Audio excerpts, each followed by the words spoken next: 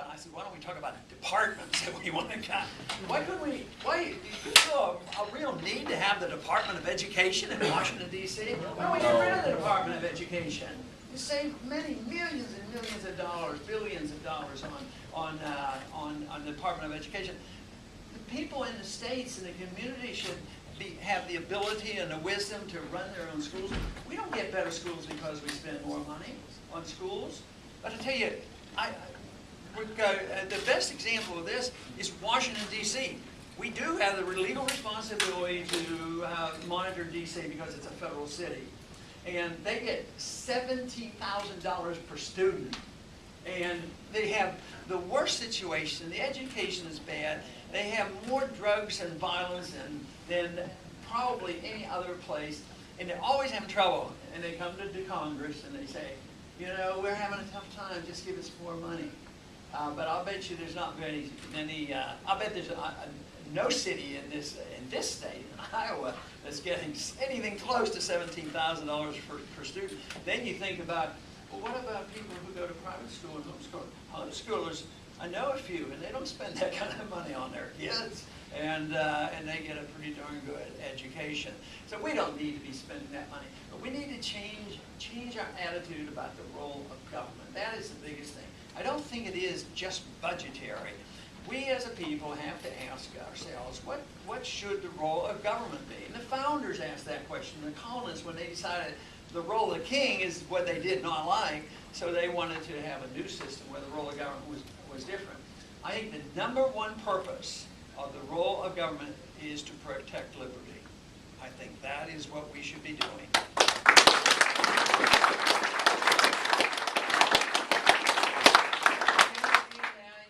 We would have a foreign policy that would be quite different. We wouldn't be, the policemen of the world and going in the nation building. It would protect our civil liberties. It would protect our right to pick and choose our churches, our educational activities, as well as your personal activities and the personal needs, and you make your decisions. But everybody has to be responsible. When you do something that is irresponsible, you have to be responsible to yourself, and you can't rely on somebody else and go to the government and say, I did something wrong, now you have to take care of me.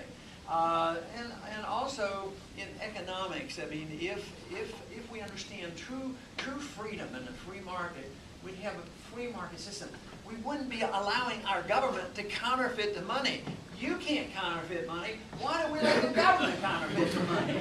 It's dishonest. And this whole system is designed, they say it's designed for the safety net, to take care of people who are having trouble. And there's a lot of that goes on, but it doesn't work. And the best example of that is the housing bubble.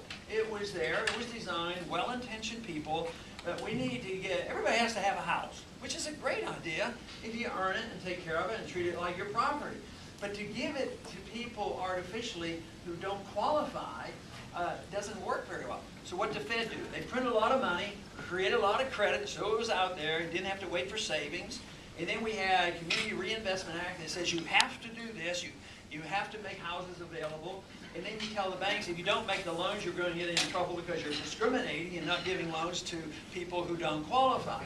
So they did all that, and people seemed to think it was working pretty well. 20 years ago, 15 years ago, the houses were going up, and the prices were going up. It was wonderful. It was a cash machine, a cash cow. The price of the house would go up, and then they'd borrow more money. It looked like a perpetual wealth coming in. So the people who weren't warned about this, and say, no, this is artificial, this is a bubble, this is a mistake, and there's going to be a correction, and warned about it. So what happened? The bubble burst, and the people who were really big time making money, I know some people benefited by getting a house, but the big guys who were involved in the mortgages and the derivatives and the trading, and they were making billions, and Fannie Mae and Freddie Mac, and the corruption that existed there, they finally go bust. And when they go bust, they yell and scream, "Come help us, we got to be bailed out or we'll have a depression." They would have. Those people who were speculating what happened. So what happened? So people in Washington, both the Congress and the Federal Reserve, they go and bail out all these guys. They bail out the banks and all the people who have been making these billions and billions of dollars. So the bailout occurred, and guess what? We the taxpayer, ended up owning these. The Federal Reserve bought over $1 trillion of these derivatives, these bad mortgages, because nobody else wanted them. And they printed the money, which means that you get the inflation for it. But what happened?